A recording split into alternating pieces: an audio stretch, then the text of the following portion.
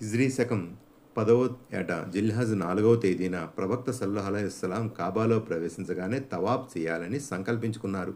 అయితే దివ్య ఖురాన్లో తవాఫ్ ప్రస్తావన ఎన్ని చోట్ల ఉంది?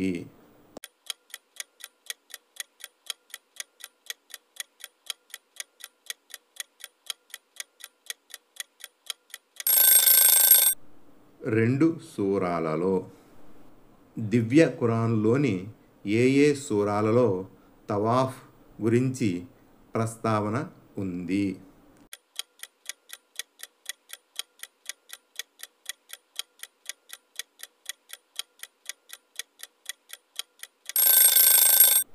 సూరే బఖ్రా, సూరే హజ్.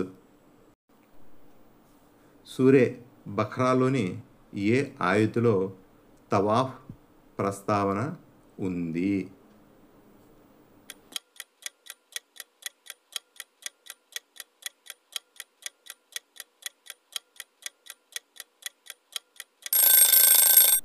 నూట 25వ ఆయతులో ఉంది. సూరే హజ్లోని ఏ ఆయతులో తవాఫ్ గురించి ప్రస్తావించడం జరిగింది?